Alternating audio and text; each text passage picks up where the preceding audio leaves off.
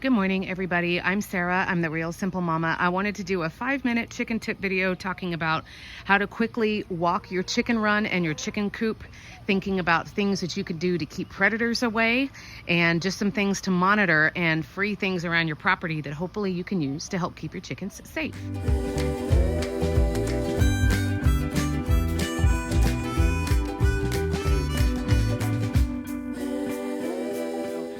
I have lots of predator content here if you want to get more details or why does she do this or what is this.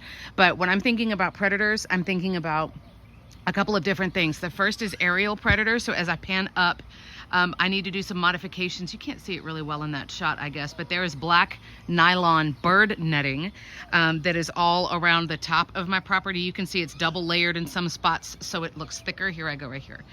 Okay, so that's bird netting, so I'm going around and checking that. As you can see, we had a lot of wind, sorry for the focus, and I've got some stuff that's caught in it, so I'm going around and making sure that all the bird netting is still intact. That's for aerial predators, A-E-R-I-A-L, and those are the predators like hawks and falcons, at night, owls, things that are going to fly in.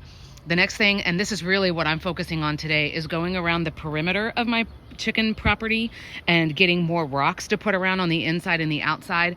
Now, if you look at my chicken coop playlist, I've had chickens for 7 years now, I think, and I've lived in different homes that had different chicken coops, and we've kind of done a different thing with the yard and the coop every time.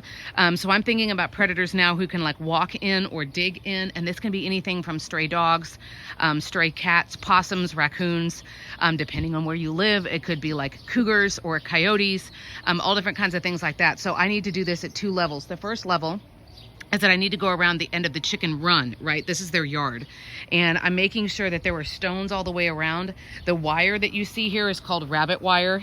And as you can see, it's 3 or 4 inches each section by about 2 inches. This is not good enough for your chicken coop, because that's where your birds sleep at night and they're at a lot more risk. But I was fine repurposing this rabbit wire around the edge of the chicken run. And of course, if you've followed me for a while, you know that a lot of this stuff that I have here is not the way I would do things if I could. It was kind of like, let's upcycle and find the cheap and free materials so that I can build something for now.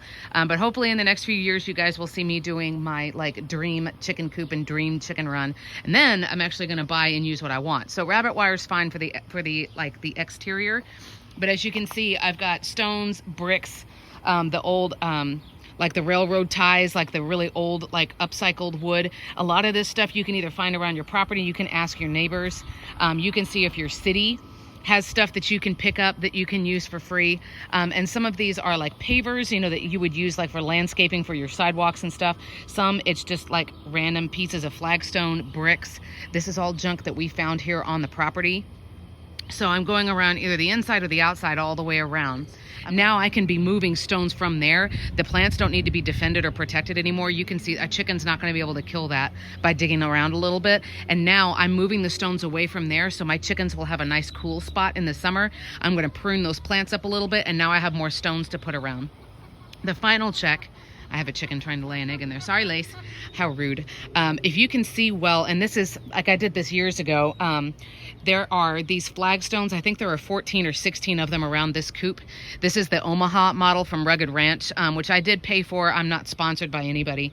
And again, I have a coop playlist. You can go through my channel and search all these videos.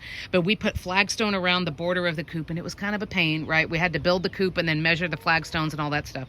But if you can see, it's all dirty. I don't know how well you can see. The coop is sitting on top of the flagstones. So the flagstones are not just outside. The flagstones are inside and outside.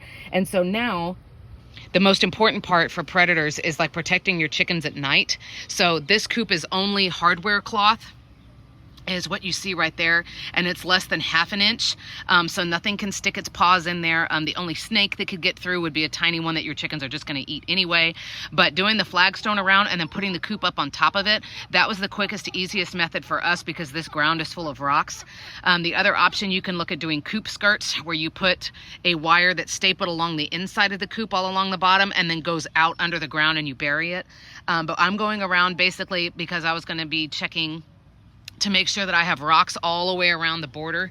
And I thought, you know what, I'm just gonna hit record and show them. So again, you do need to keep your chickens safe. There's no point in having these little lives and you know, you just kind of throw them outside and leave them to fend for themselves.